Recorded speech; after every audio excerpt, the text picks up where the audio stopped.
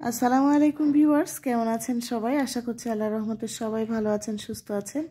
আমি আলহামদুলিল্লাহ ভালো আছি। আমার হাজবেন্ড বাজার থেকে বিভিন্ন রকমের সবজি নিয়ে এসেছে, আর এই সবজিগুলো দিয়েই আজকে আমি বহুরূপী খিচুড়ি রান্না করব। আশা করছি শেষ পর্যন্ত আমার সাথেই থাকবেন।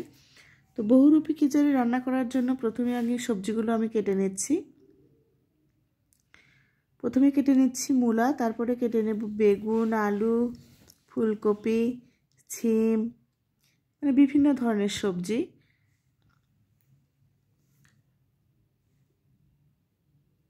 তো সবজিগুলো কেটে নিয়ে তারপরে পেঁয়াজ, রসুন, কাঁচামরিচ সব কিছু রেডি করে নিয়ে তারপরে রান্না করতে চলে যাব।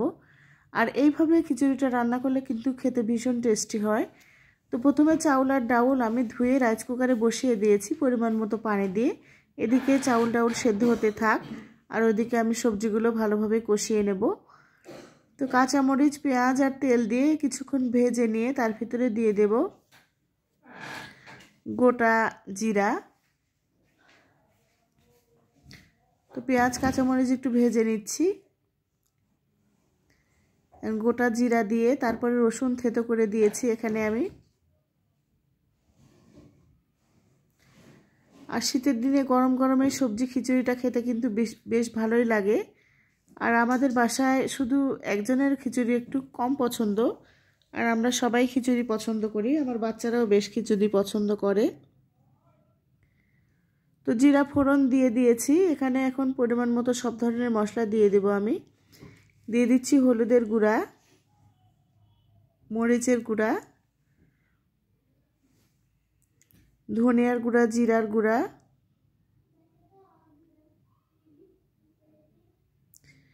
তারপরে বাটা মশলা দিয়ে দেব পরিমাণ মতো। বাটা মশলা দিয়ে বাটা মশলার ভিতর আদা, পেঁয়াজ আর রসুন বাটা দিয়ে সামান্য একটু পানি দিয়ে মশলাটা ভালোভাবে কষিয়ে নেব। মশলাটা ভালোভাবে কষিয়ে নিয়ে তার ভিতরে সবজিগুলো দিয়ে দিতে হবে।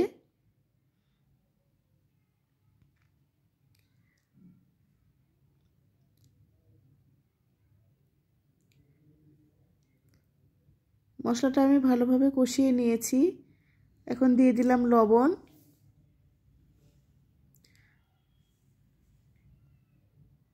লবণ দিয়ে মশলাটা ভালোভাবে কষিয়ে নিলাম। তার ভিতরে দিয়ে দিচ্ছি কেটে রাখা সব ধরনের সবজি। সবজিটা দিয়ে আমি একেবারে ভালোভাবে কষিয়ে নেব।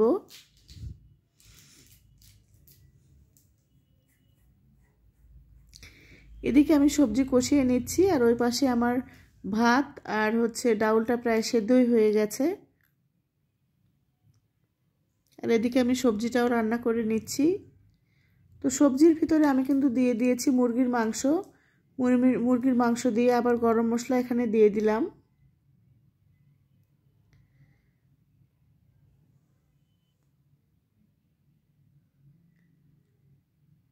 এখন ঢাকনা দিয়ে ভালোভাবে সবজিটাও রান্না করে নেব।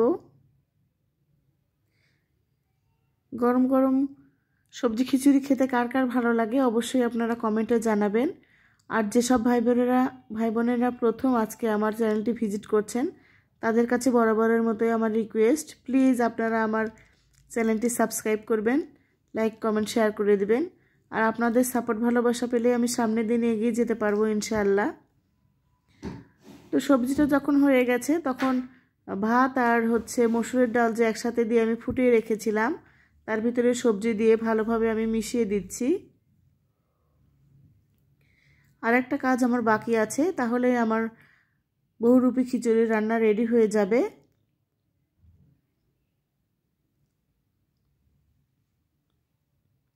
তো সবজি দিয়ে ভালোভাবে চাউল আর ডাউলের সাথে মিশিয়ে দেওয়ার পরে এখন আমি একটা পেঁয়াজ ভালোভাবে ভেজে নিচ্ছি তেল দিয়ে। ব্রাউন কালার করে ভেজে নিয়ে এই তেল সহই দিয়ে দেব খিচুড়ির ভেতরে।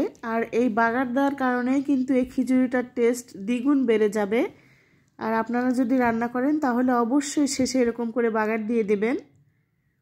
তো রাইস কুকারের ভিতর দিতে আমার খুব ভয় হচ্ছিল, কারণ একেবারে রাইস কুকারের উপরে আমার আরেকটা আবার